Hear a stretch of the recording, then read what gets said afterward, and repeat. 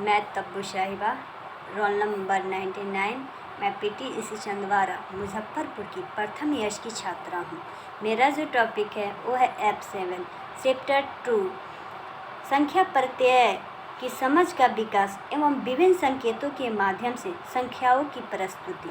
तो चलिए हम इसके बारे में थोड़ा सा चर्चा करते हैं। संख्या प्रत्यय की समझ का विकास किस प्रकार करेंगे और इसे किन किन माध्यमों से संख्याओं की प्रस्तुति करेंगे।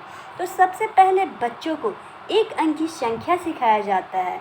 एक अंक की संख्या यानी 1, 2, 3, 4 यानी गिनती उसे सिखाया जाता है। उसके बाद 2 अंकों की संख्या का सिखाने का शुरुआत किया जाता है।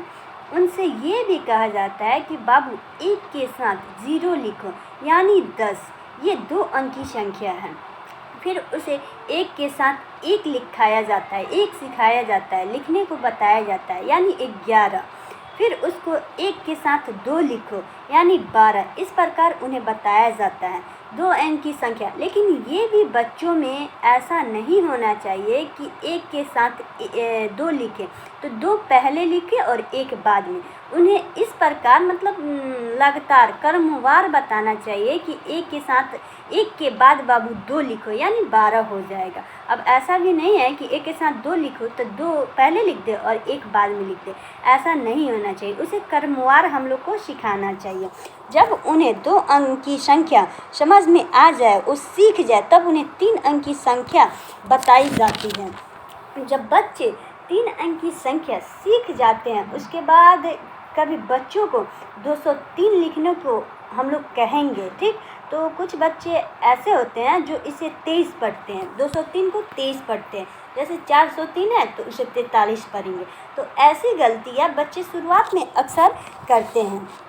इसीलिए सिखाते समय हमें खुद ध्यान देना चाहिए कि उन्हें आराम आराम से उदाहरणों के द्वारा सिखाएं। उन्हें सिखाने का बार बार मौका दें। उन्हें बार बार अलग अलग तरीक़ों से सिखाएं और अलग अलग तरीक़ों से सवाल कर समझने की कोशिश करें।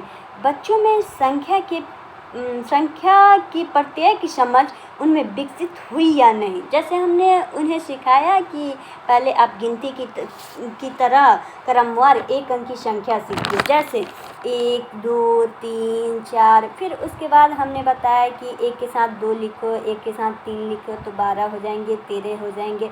फिर उन्हें हम 3 अंक की संख्या सिखाए, जैसे 203। तो कुछ वैसे बच्चे ऐसे भी होते हैं कि वो मतलब कि 203 लिखने को बोलेंगे तो वो पढ़ लेंगे क्या कि 23 लिखा हुआ है। तो इससे छोटी छोटी गलतियां होती है, लेकिन ये सब मतलब उन्हें संकेतों के माध्यम से सिखाया जाता है।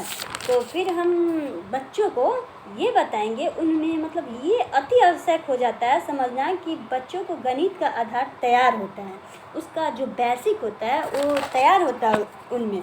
इसके लिए विभिन्न संकेतों एवं माध्यमों का प्रयोग किया जाता है। जैसे हम आपको बता दें कि 4 फूल बना दे, एक यहाँ, एक यहाँ, एक यहाँ, मतलब एक कॉपी में 4 गो फूल बना दे और उसमें लिखें कि आगे पहले लिख दें कि 2 फूलों की डंडी बनाइए। हम 4 फूल बना दिए और उसमें 2 डंडी डाल देंगे, यानी 2 में डंडी डालेंगे। जैसे 4 फूल लगातार बना दिए और 2 फूल की डंडी बना देंगे, उसमें डंडी खींच देंगे, ठीक। तो ऐसे बच्चों में इस संकेत के माध्यम से भी वो बहुत अच्छे तरीके से सीख सकते हैं। संख्या के निम्नलिखित प्रत्ययों का स्पष्ट हम इस प्रकार भी कर सकते हैं। जैसे उसे अंक बताएंगे, डिजिट। किसी संख्या को निरूपण करने के लिए हम संकेतों का मतलब 0, 1, 2, 3, 4, 5, 6 ऐसे प्रयोग करते हैं।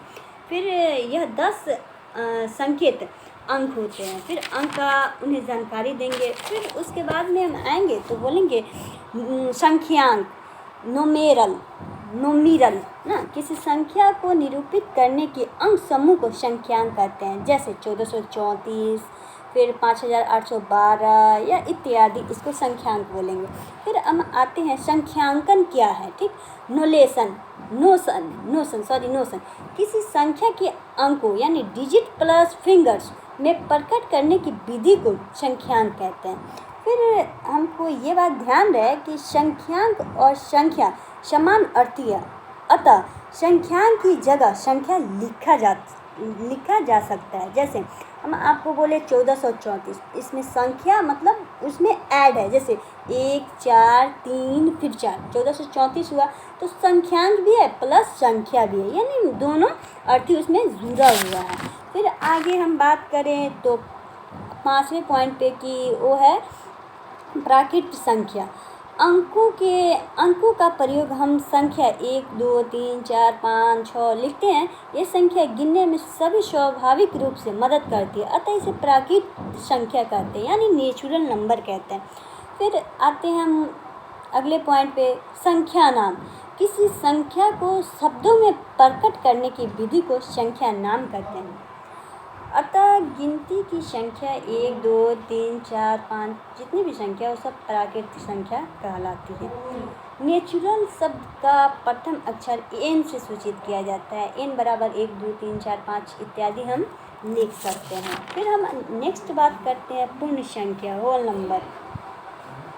तो किसी रिक्त समूह के अवयवों की संख्या को शून्य यानी जीरो कहते हैं। दूसरे शब्दों में शून्य का अर्थ एक भी नहीं, जीरो शून्य। जब प्राकृत संख्या के समूह n से मिला देते हैं तब संख्या 0 1 2 3 मतलब लगातार संख्या प्राप्त होती है, जो पूर्ण संख्या यानी होल नंबर कहलाते हैं। पूर्ण संख्याओं को समूह को W से प्रकट करते हैं। स्पष्ट सबसे छोटी पूर्ण संख्या 0 है, किंतु सबसे बड़ी पूर्ण संख्या ज्ञात नहीं किया जा सकता कि प्रत्येक प्राकृत संख्या एक पूर्ण संख्या होती है, लेकिन किंतु वह 0 ऐसी पूर्ण संख्या है जो प्राकृत संख्या नहीं होती। तो हमें उम्मीद है कि बहुत अच्छे से आप लोग की समझ आ गई होगी कि मतलब संख्या प्रत्यय की विकास किस प्रकार करेंगे, या संख्या प्रत्यय में कौन से संकेत लाएंगे, या फिर उसे किस प्रकार करेंगे।